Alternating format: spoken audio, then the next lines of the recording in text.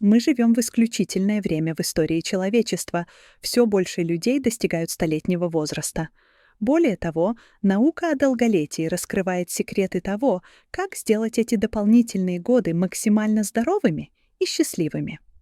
Конечно, некоторые факторы, например, гены, находятся вне нашего контроля, но привычки и образ жизни способны продлить жизнь на десятилетия.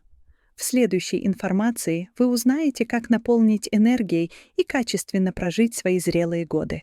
И получите практические советы о том, как с помощью питания, физической активности, мышления и других факторов вступить в клуб столетних с достоинством. Упражнения, которые помогут вам прожить дольше. Мой секрет — я никогда не встаю с дивана, не сказал ни один столетний человек. Но стоит отметить, что самые пожилые люди мира редко упоминают изнурительные фитнес-программы. Вместо этого они рассказывают о жизни, наполненной регулярной умеренной физической активностью, ходьбе, сельском труде, садоводстве. Такой образ жизни не всегда вписывается в реалии современного мира, но это не мешает ученым искать оптимальную дозу и тип физической нагрузки для долгой и здоровой жизни. Одно ясно — бездействие не вариант. Недостаток физической активности ежегодно связан как минимум с миллионами преждевременных смертей по всему миру и значительно повышает риск хронических заболеваний, включая болезни сердца, инсульт и некоторые виды рака. С другой стороны, достаточная физическая нагрузка может добавить до 7 лет жизни, причем в хорошем здоровье. Примерное представление о том, сколько движения нам нужно, можно найти в нашей эволюционной истории. Современные охотники-собиратели, ближайшие аналоги наших предков, проходят от 10 до 20 тысяч шагов в день, а силовую нагрузку получают во время охоты, лазания, выкапывания корней и переноски добытых ресурсов.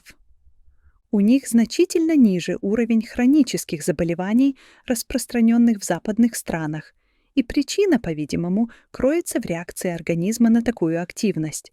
Она запускает внутренние процессы восстановления. Связь между физической нагрузкой и физиологическим восстановлением обусловлена тем, что эволюция связала эти процессы. Гены, отвечающие за поддержание тела, активируются только при движении. Если мы не двигаемся, организм экономит энергию, отключая эти функции. Из-за принципа «используй или потеряешь» все больше исследователей рассматривают физическую активность не как стратегию против старения, а как способ обратить вспять последствия хронического обездвиживания, которое сокращает жизнь и провоцирует болезни. Физическая активность — это одна из стратегий, которую мы можем использовать, чтобы замедлить темпы возрастного снижения. Так сколько нужно двигаться? По словам медиков, хорошей отправной точкой являются рекомендации Всемирной организации здравоохранения.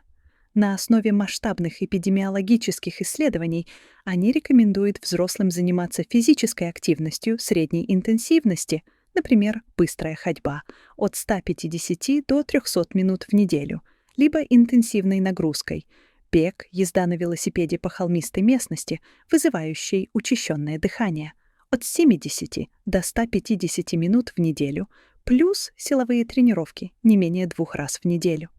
Людям старше 65 лет следует добавить еще одну силовую тренировку и упражнения на равновесие и подвижность. Важно, все это не обязательно должно быть частью формальной тренировки. Любая деятельность, требующая физического усилия или учащающая сердцебиение, подойдет. И не обязательно выполнять все за один раз. Есть данные, что несколько коротких занятий столь же эффективны, как и более длительные структурированные тренировки. Начиная с среднего возраста, каждому стоит серьезно заняться укреплением мышечной силы. Уже с 30 лет начинается снижение мышечной массы. Если не контролировать этот процесс, потеря силы и выносливости может привести к затруднениям при ходьбе, вставании, а также к повышенному риску падений и смерти от любых причин у пожилых людей.